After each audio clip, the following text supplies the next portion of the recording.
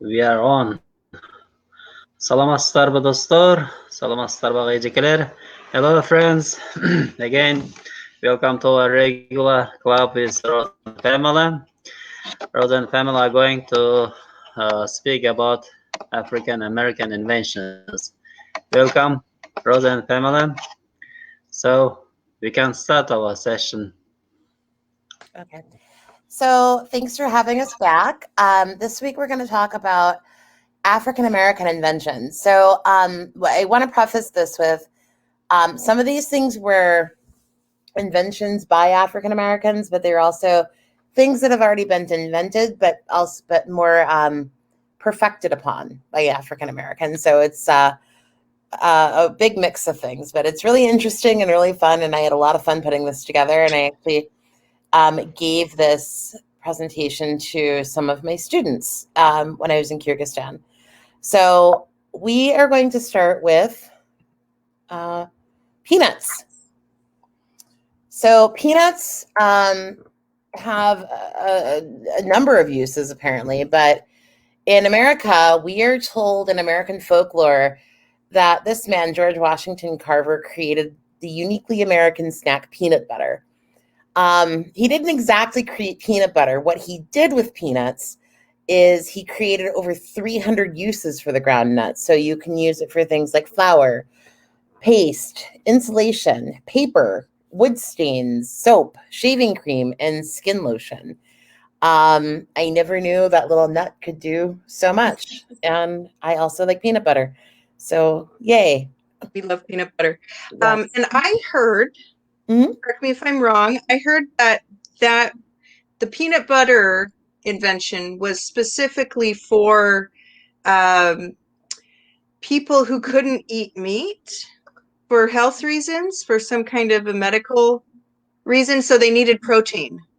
Oh, I don't know about that because he didn't invent peanut butter, as I found in my research, but because that was already a thing that existed. But it was, it was a good source of protein. Maybe promoting it, maybe not publishing. What would you do? Producing, mass producing something? Possibly, yeah. Yeah, I'm not sure what peanut paste would do, but maybe. Yeah, how would that be different from peanut butter? Butter paste. Okay. All right, so everybody has one of these in your pocket. It's somewhere near you. We're still. I can only see the first page. Which one are you? African American inventions. Oh. Let's see if we can... there we go. Okay. Now I see cell phones. Okay. Okay, perfect. So everybody's got one of these. I've got one. You've got one. It's somewhere near you. It's in your pocket. Whether you call it a cell phone or a mobile phone, the technology behind it was invented by this man. Hold on here. Can you see that, Pamela? I can see the phones still. Oh, okay. There we go. Yeah. It was invented by this man, Henry T. Sampson. What he did is he invented the gamma electric cell that allows for the audio signals that you hear to be sent and received via radio waves without wires. So basically, it's the technology behind how a cell phone works is what he invented. So the cell phone tower, your signal and your SIM card sends a ping to a tower, which pings the phone that you're calling, and then you get to talk to people. So it's been both a blessing and a curse, Mr. Sampson. Thank you. And if you've ever driven a car or walked across the street, you know exactly what this is. It's a stoplight. The traffic light tells us when to stop, when to go, when to slow down. And there have been a few versions of this throughout time. But the one we know today was invented by Garrett Morgan. He created the first three-way traffic signal system after he witnessed a carriage accident, so horse and buggy, at a particularly problematic intersection of the city in Cleveland, Ohio. And he created a new kind of traffic signal. And this one the one that he created, which is the one that we know now, has a warning light to tell people when they would need to stop. Previous versions of the stoplight didn't tell you when to stop necessarily or when to slow down. So he has saved a lot of lives, quite frankly. So it's been, stoplights are fantastic. Yay, stoplights. And it's also, that's entered our vocabulary. We say, whoa, let's put the green light on that. Whoa, let's put the red light on that. Or can we green light this project? Exactly. Or even yellow. Yep. In one of my schools at the end of the year, they had either green, you were hired again, red, you were fired, or yellow, you were still teaching at the school, but you needed professional development. So all three of those that's become part of the way that we speak in talking about yes for green, no for red, and maybe something in yellow. Can't go, but you can't stop. You gotta exactly. Slowly. Let's approach slowly, right? Yes. Okay, so the elevator, or the lift, as you might call it. I think we called it a lift in Kyrgyzstan. With my Kyrgyz friends who spoke English. But we know what this does. It goes up and down to tall buildings. And it was invented by, the elevator actually already existed. What Alexander Miles did is he invented the automatic electric doors that open and close automatically. So the elevator itself was a thing that already existed, but in order to get it to move, the doors on each floor would have to be closed. And you could achieve this a couple of different ways. You could achieve it by, like, if you're in the elevator with yourself or other people, making sure that, the door is closed behind you, and then it can go up to the next floor. Or you can hire someone, as they often did back in the in ye olden days, as I like to say. They're called an elevator operator, and that was their job, is they pushed the button and they closed the doors, and the elevator would go up and down. The danger in not having a dedicated person for that is that these elevators couldn't move if the doors weren't closed. But not only could they not move, then you're just sitting there with this open elevator shaft, and people had fallen in.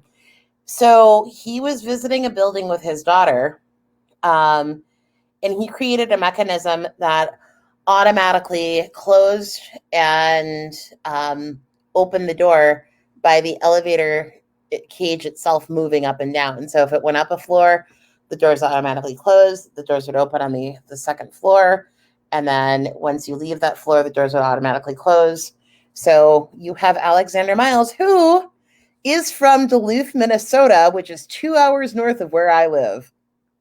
So little shameless plug for Minnesota there. Okay, so now can you see the baby carriage, Pamela? Nope. Okay. Still on elevator. There we go. We got it. Baby carriage. Okay, so the baby carriage, or the pram, as it's called in some places. Again, a thing that already existed. It had this unique kind of shell shape, but it was really inefficient. It only let the baby have a one-directional view, and that view was usually looking at the backside of whatever person or animal that was pulling it, because it could only be pulled rather than pushed. So over the years, it went into different stages of development, and we were able to get Mr. William Richardson to create what's called the reversible baby carriage as we now know it. So what his design did is it let the baby, he took the shell kind of shaped basket and traded it for this kind of square looking bassinet as you see it. And then because it was more symmetrical and it was easier for the baby for it to balance and whatnot, then the bassinet could be rotated no more than 90 degrees. So you could turn the baby around, you could turn it sideways, so the baby is able to have a different view rather than necessarily looking at you who's pushing it, or it can actually see the world around it, which is great for the baby. But the wheels also moved independently, so it made it easier to maneuver. So imagine walking down the street in the, 1900s with really bad streets, and then you've got these wheels that are like, they don't want to go anywhere.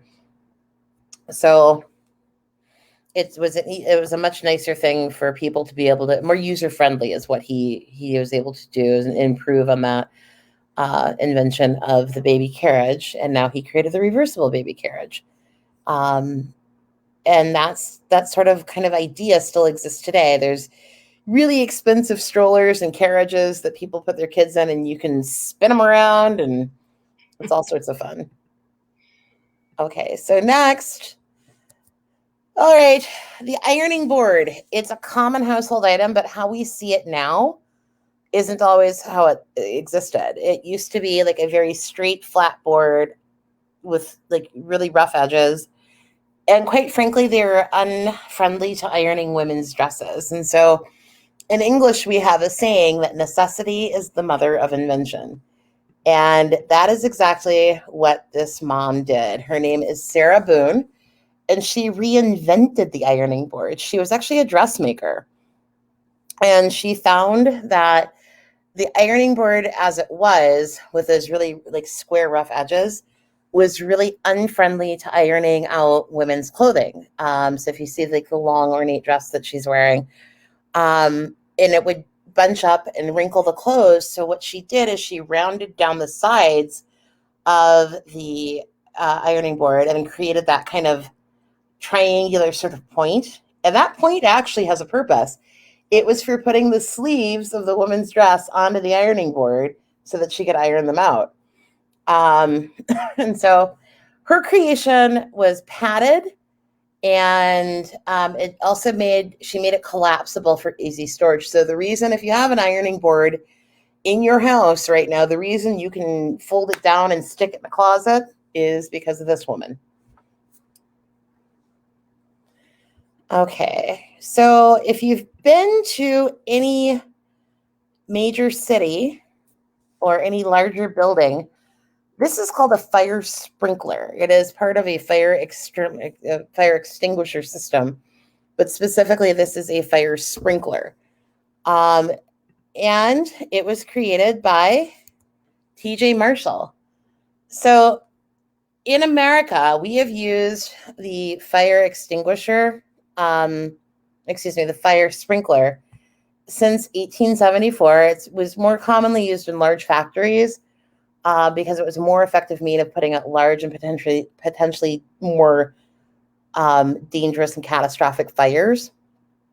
Because at the time during the Industrial Revolution, fires were not necessarily a thing. Fires were a thing that were very common, and your typical small kind of fire extinguisher couldn't always handle it. And it was, of course, tough to get the fire brigade out to extinguish these things. So his invention allowed water to be pumped through the building to these things, and then you just turn them on and you get water all over, which is great to put out a fire. And now in America, they're required by building code in every state, in every city. They're required for buildings that are more than 23 meters or 75 feet tall. If your building is taller than 23 meters, you have to have fire sprinklers. Otherwise, you are up against what we call a fire code, and you can't build your building, and you can't have people in your building. So, okay, the mop. Everybody hates cleaning floors. It's awful. I just did it today, actually. So, again, back in the old days, in order to clean your floor with your bucket of water and the mop, you had to literally bend over and grab this nasty, gross mop head and wring it out by hand so you wouldn't flood your floor with water. And it was really quite the chore, and it was backbreaking work, and it gets heavy when it's soaked with water.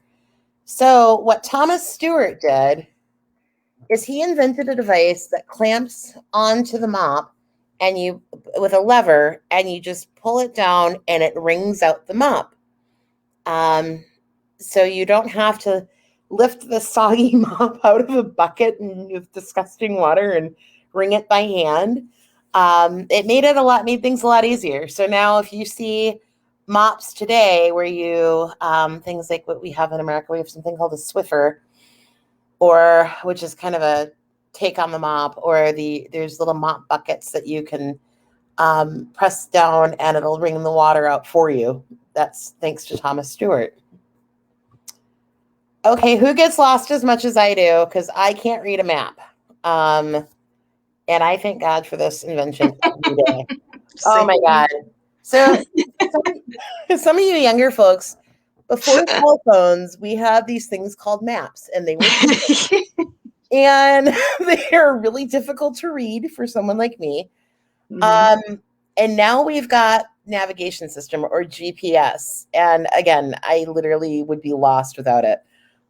Because again, I don't know north or south. I can't read a map. I'd just be wandering around in circles.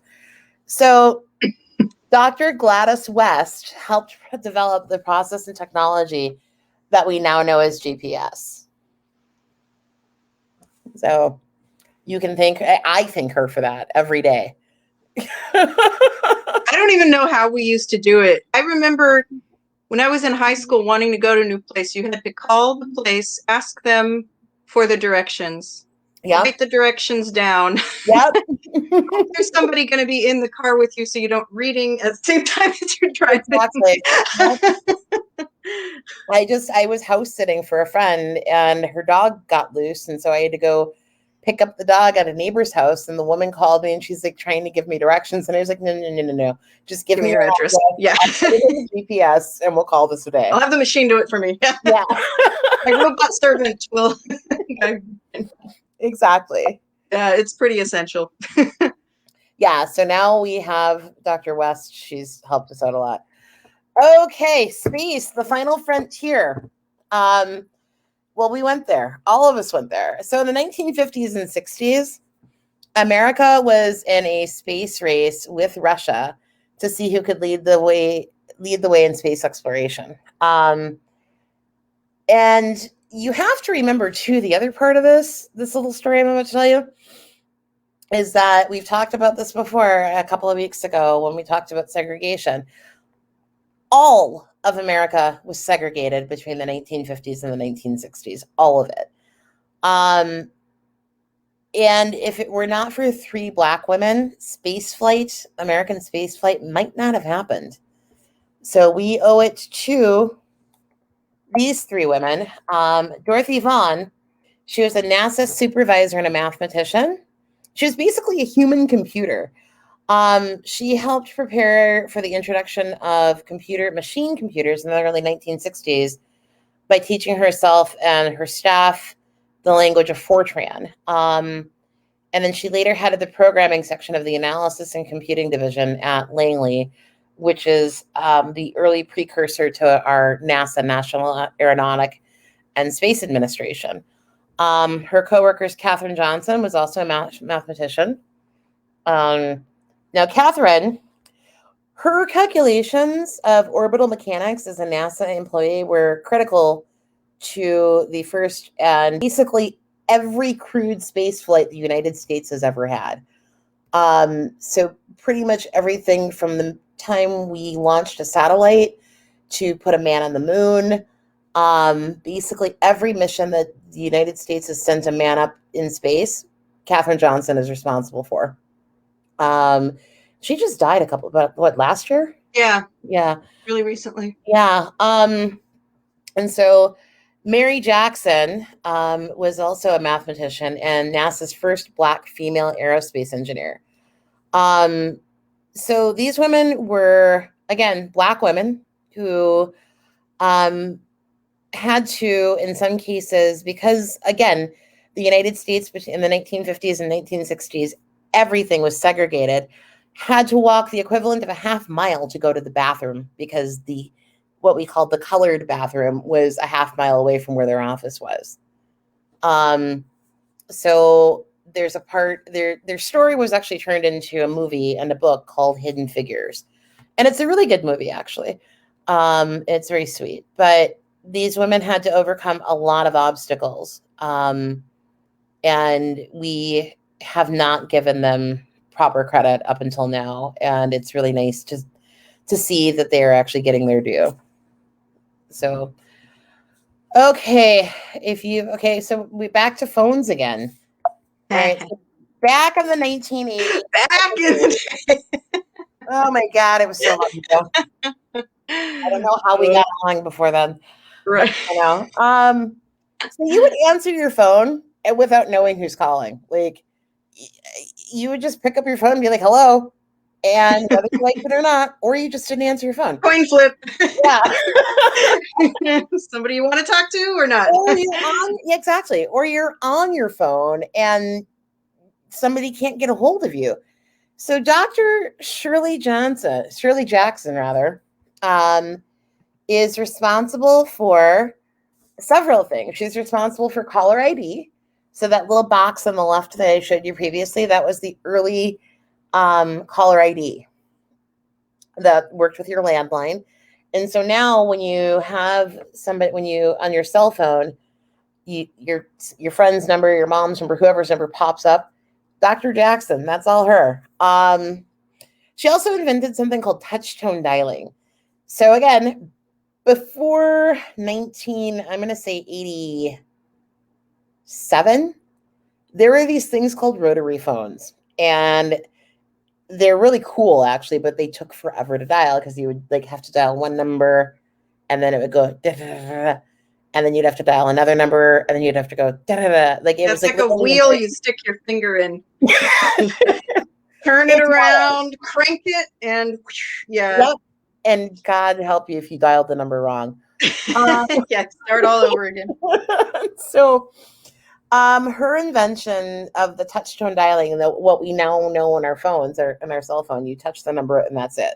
She invented that. She helped to develop the technology behind the fax machine and the portable fax machine. And now you can actually answer your phone if somebody calls you and you're already on the phone, because she helped develop the technology called call waiting. So if you get a call and you're like, wait a minute, I have to go because somebody's beeping in, you can hang up the other call or put them on hold and continue your conversation. So Dr. Jackson helped develop this research when she worked for the American telecommunications company called AT&T. So we thank her for that, I think. I don't really like the phone. So yeah. I think that's my problem. But thank you, Dr. I love that nowadays it even says spam risk or telemarketer. So you can just hang it up immediately. Exactly. You don't even have to bother. Yes, thank you, Dr. Jackson. Okay, so on the left here, we've got that clouded eyeball, that iris. That's called a cataract. And it can cause blindness, and it certainly affects the way that people see. Generally, it affects older people, people who are elderly, but it's a cloudy area in the lens of the eye that leads to a decrease in vision, and it can be solved by what is now a very common and simple surgery called a cataract laser, and it uses lasers. So Dr. Patricia Bath changed the game with the cataract laser phaco probe. Say that 3 times fast, but she developed what is now internationally used in the way that we treat cataracts and vision surgeries. It uses laser technology to painlessly, efficiently, and quickly eliminate cataracts from a patient's eye. And it's more accurate than any other method that has ever been used before.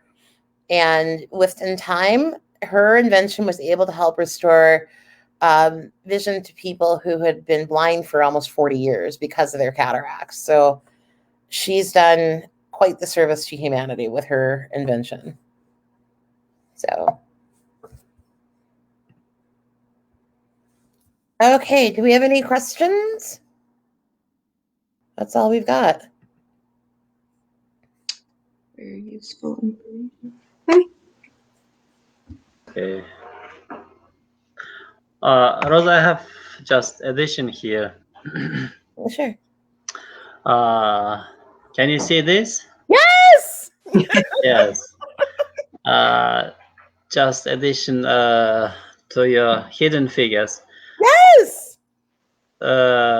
Hidden figures were translated into Kyrgyz, and all American corners and the main libraries in Kyrgyzstan got these books in Oh, Kyrgyz. that's fantastic. Oh. See, US Embassy had the book translation program. Yeah. It's awesome. Wow. Yes. Yay. Oh, that's great. So our visitors can come and get these books to read at home. We have some editions here. Oh, that's amazing. Thanks. Oh my goodness, Yeah. that makes me so happy. And if you get a chance, please read it. It is such a good book and it's such a great story. And there's also the movie that's available. I don't know. Manas, did they give you any copies of the movie at all? I think no. Okay. I'm not sure. Yeah, if you can get a copy of the movie, I mean, for people who like movies better than books, there are people like that. So, but yeah, read it. If you get the chance, read it. It's such a great story. And some of American corners in Kyrgyzstan, they had programs like among students, the contest like. Mm-hmm. And they discussed this book about, I think it happened in December or in January. Oh, okay. Okay, we have one question here. Mm-hmm. Are there Black Americans who got Nobel Prize winners? Yes. Yes, Actually. yeah. Well, President Barack Obama is a Nobel Prize. That's a Peace Prize, yeah. And as is Dr. Martin Luther King. And let me see, there are more Black Americans. I'm just doing a quick Google search. I know there's more than that. I know that the organization Black Lives Matter was Toni Morrison. Toni Morrison. Yeah, I just saw that. The organization just this year, Black Lives Matter, was nominated for a Nobel Peace Prize, as was a woman named Stacey Abrams. That's awesome. Wow, yeah. This one is, pardon my language, this one's a badass.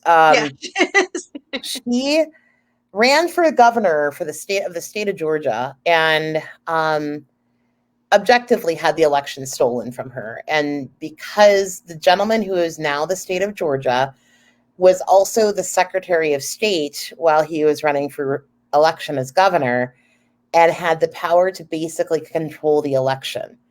And there was some obvious malfeasance going on during the time that he was running both for governor and operating as Secretary of State. So what she did is she mobilized a group of women who also helped her, but she started this committee called the Fair Fight Committee, or the Fair Fight group, and went around registering people who had been previously disenfranchised or unable to vote, and helped register a bunch of new voters. And so the state of Georgia has historically been a Republican state, and the last time it voted for a Democratic president was when Bill Clinton ran 100 years ago. And only because he was from the South himself. Yeah. He was from Arkansas, which is like South. So so it's hard. Yeah. It's hard in those areas.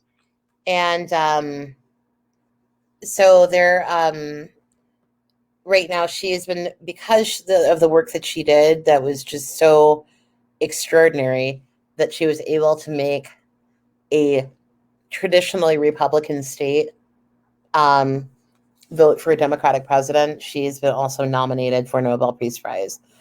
But there are, I think, Let's see here. I found Ralph Bunchen. Yes.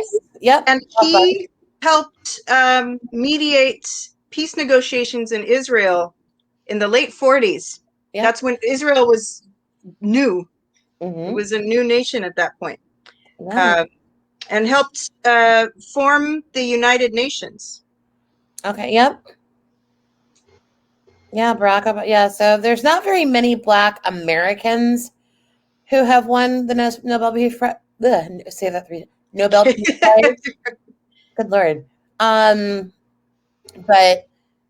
there's at least 4 of them. So we'll see what happens this year. Yeah, Toni Morrison was. Yeah, true. Yeah, you're right. Yeah. Yeah. So there's a little hook for next week. I think we'll do 20th century arts and culture, starting with Harlem Renaissance, and we'll talk about Toni Morrison because she's a writer in the 20th century. So definitely come next week to hear more about her. Ernest, the book was Hidden Figures. It was about the women who helped during the space race get us to the moon. So yeah, and that's at the American Corner. Go check it out. Yeah, Manas has some copies of it. Manas, are they at all of the American Corners, that book? Yes. Okay. So yeah, Ernest, they're at all of the American Corners. It's a great story.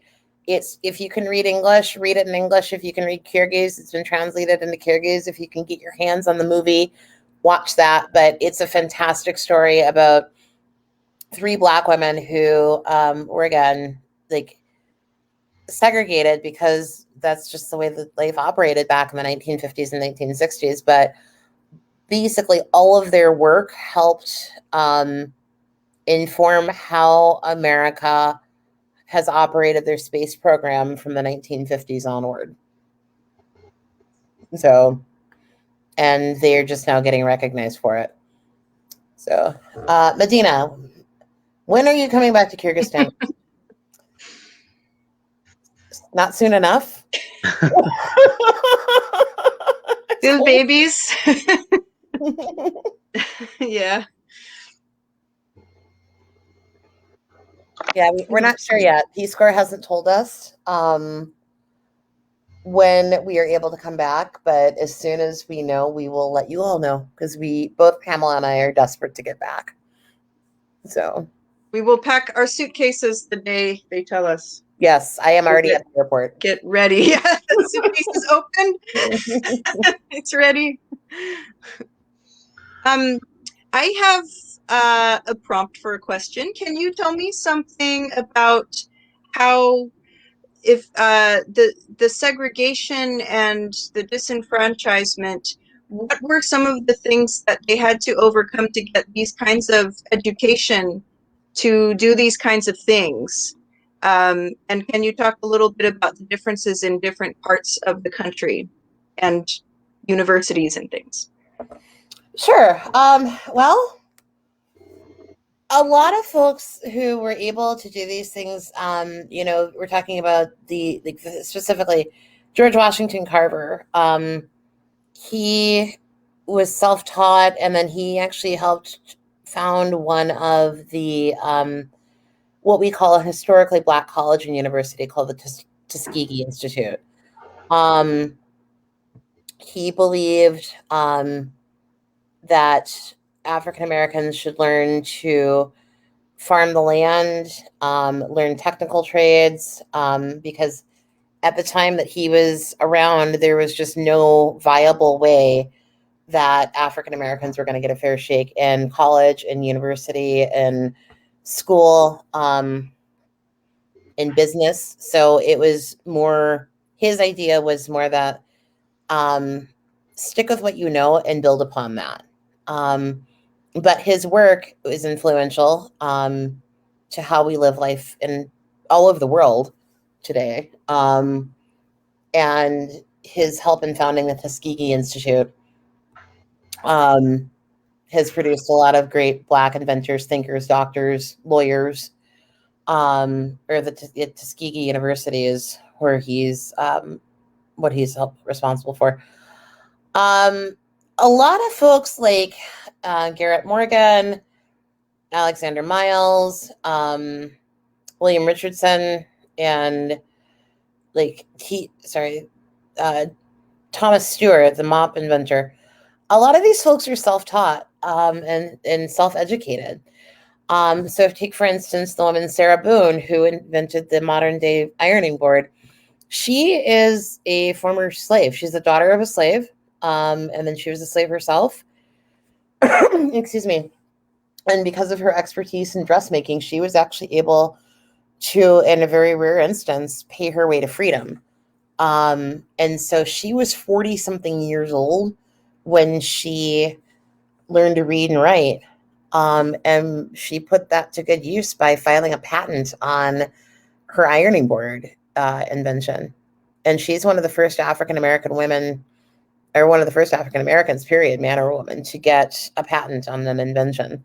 But I say that to say these things weren't easy for them to do. I'm 90,000% sure they faced a lot of discrimination in doing it. As we were talking about, like, Hidden Figures, the ladies from Hidden Figures, their paths were not easy. It took a lot of love from family. There's a saying, it takes a village to raise a child. And I think one of the things that I love about Kyrgyz culture, which is very similar to African-American culture, is it literally takes a village to raise a child. Like, your kid is in my house, your kid is my responsibility. We love your children as we love our own children. It's a community. It's in the truest sense of the word. It's a very African-American culture, is very collectivist. So a lot of their parents saw their tenacity, their drive, their ability, their talent, and nurtured that and got them into schools and things that would get them to where they wanted to be. But again, like the three women from Hidden Figures, they faced a lot of discrimination. Like, they worked in NASA in a government building that they couldn't use the same bathroom as white people and had to walk a half a mile to do it. So it's then, after segregation, again, segregation, just because it was legally mandated did not mean that it was A, enforced, or B, accepted. So there are still places in America today that, like the university I went to, for instance, is what we call a predominantly white institution. I think I was probably one of 20 or so African-American students. And it has a reputation for being incredibly racist. And believe me when I tell you, when non-Black or non-people of color tell you that things are racist, it's incredibly racist. And there's a lot of discrimination. And I experienced some of that when I went to school. So it's just not easy being, it's not easy being Black, and I'm not even being flippant. And especially when you're Black and talented and gifted. So did that answer your question at all? Yeah. Okay. That's what I wanted everyone to hear. Awesome. And hello to Emily too. Hi, Emily. We missed you. Hi. We're glad you've been coming. Wonderful to hear from you. Yeah, Emily was one of our PCVs. Yes, she was at I know you guys probably all know her. She taught at the American Corner as well. Mm-hmm. Yeah. We have a question here from Aitbek Marajapov. What kind of book yes, you would recommend, which written by Black Americans? We'll do that next week. There's next week, yes. Art, culture, literature, dance, painting, poetry. We'll do everything from everything. I won't lie. We'll do a lot from the 20th century. Yeah. The arts and writing and that kind of stuff. If there's a specific era you're interested in, maybe get a message to Manas and he can ask us to talk about, a certain thing or what have you. Okay. May I have a question? Question. from your presentation, I learned that some of the inventors are not like scientists. Mm-hmm. So did they do their inventions at home or at the company or at the laboratory? Well, quite a few of these, like, they think the ones for like, especially like back in the day, like before like pre-cell phone, like George Washington Carver, he had access to a laboratory, but he largely started out kind of like self-taught and kind of doing it on his own. But then was able, as he kind of grew in his field, was able to get access to a laboratory and build his own laboratory and what have you. Then a lot of folks like Garrett Morgan, who created the three-way automatic traffic signal system. I think the thing that I want to point out here is that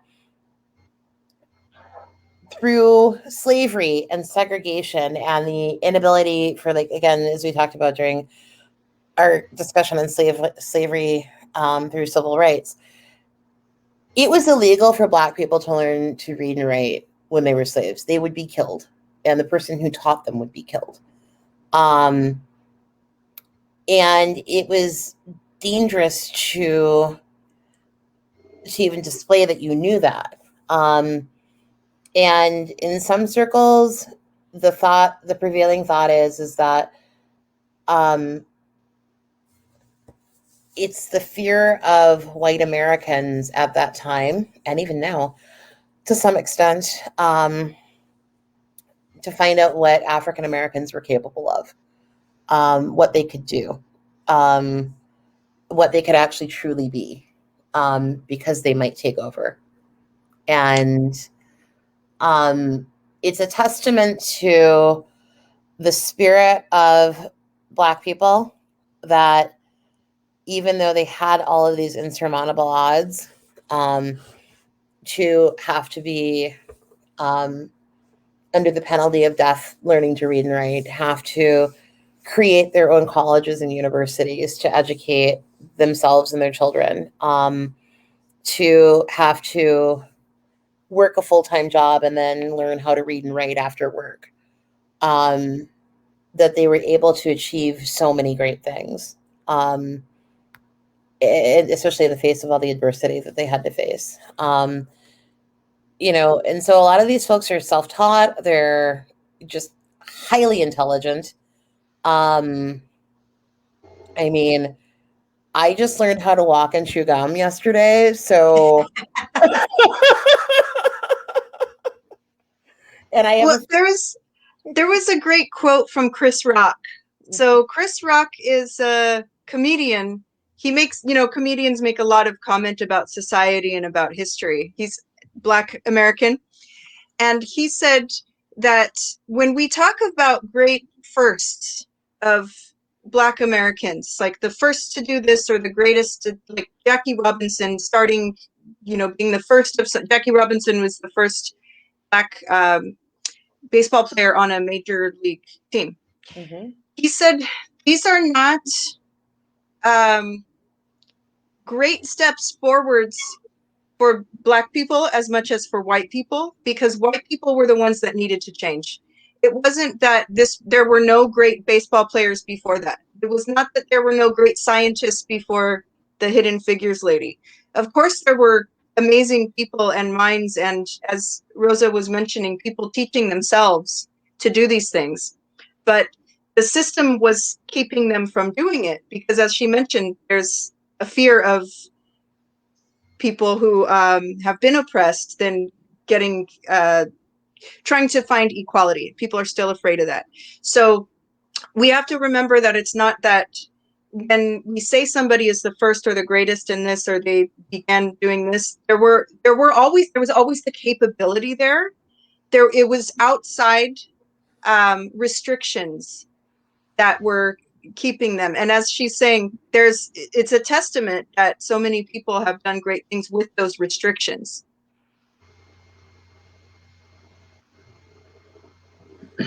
Okay, thank you. Yeah. We have got questions from Ernest. Got impressive. No idea how Martin Luther King stopped that thing. Just comment. Well, stopping segregation. I think, yeah.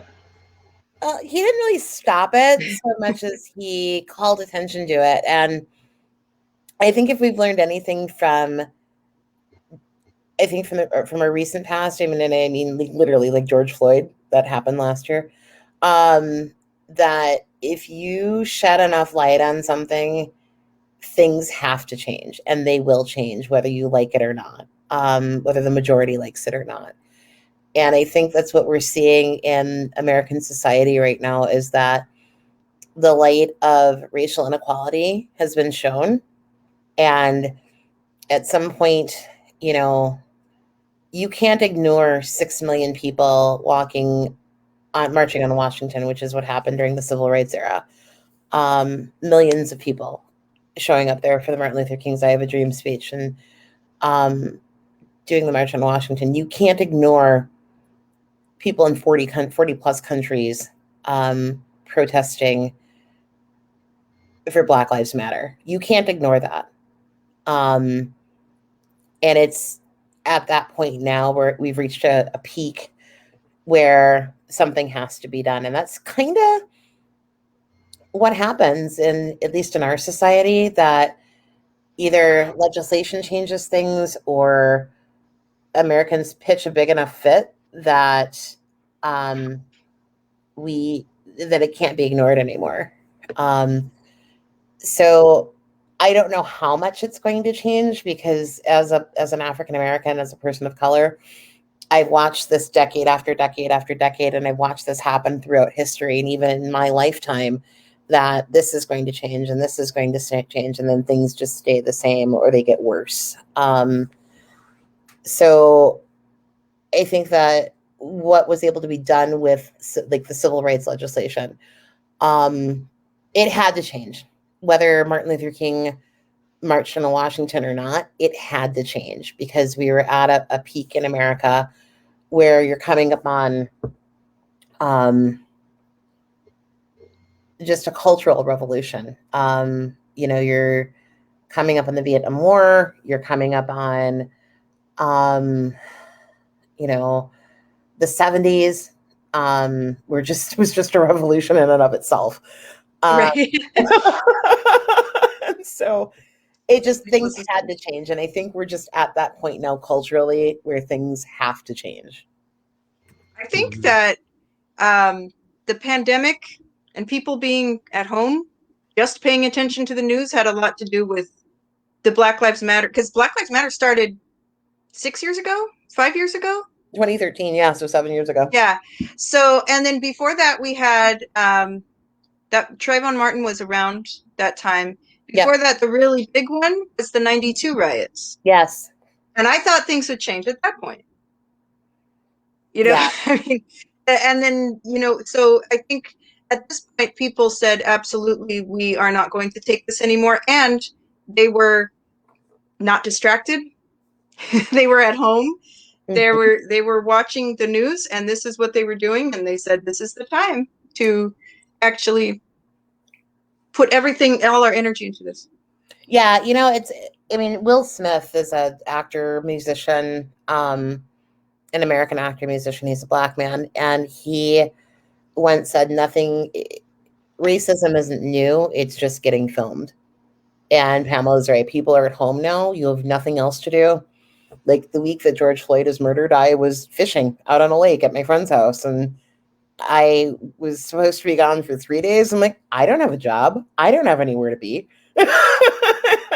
And for the next 2.5 weeks, that's basically what I did, was watch news. So. Okay, thank you. One question, last question maybe. All these inventions had to be patented, yeah, by the committee. Was there any difficulties during segregation to be patented these or those inventions for Black Americans? You know, honestly, I'm going to tell you, Vanessa, I don't know if there were difficulties, but I will tell you this: it's not hard to get a patent. Mm-hmm. It's not hard. You just have to prove that your device or your alteration of the device. So for instance, like the baby buggy, like how is this different than the previous iteration of, the device?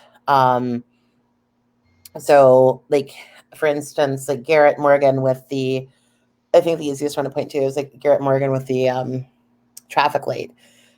His was different because it had the 3-tiered system. It had the stop, the caution, and the go that color coordinated it, or at least gave some indication that you needed to slow down. And so he got a patent for that and then turned around and sold that patent to a major corporation for $40,000, which was a lot of money at the time he sold it. I think it was sold in like the 20s or 30s. And $40,000 at that time would be the equivalent of a couple $1 million today. Mm-hmm. So, but yeah, and then like for instance, Sarah Boone, I'm sure she ran into the woman who who reinvented the ironing board. I'm sure she ran into some issues. But that said, getting a patent isn't hard. It's just a lot of paperwork. It's really what it is. I'm sure they got honorary from companies, yeah? They got what? Honorary? Gonorar in Russian? Oh, like royalties. Is that like as it's being used, you keep getting? I'm not sure if you sell it for the lump sum. I don't think you continue to. Yeah, I'm not get the money. I am not an expert on patents. If you were going to ask me that, I actually have a very good friend who's a patent attorney. I could have called. Oh no. But yeah, no, like generally, yes, speaking. But yeah, Pamela's right. Like once you patent something and then sell that off, you don't necessarily get royalties with it. I think once you sell it and agree to whatever the contract is, like it's it's a contractual thing in some cases, and in some cases you can have the patent, sell the idea, but they can get royalties. But again, that's a contractual thing and that's a legal thing. And my friend Troy is in bed right now, so otherwise I'd call him. Okay. So. Thank you very much. It was very interesting, especially like I learned about inventions. That's very necessary in our life. Cell phones, a baby carriage, and the ironing board. So we use every day. Yeah.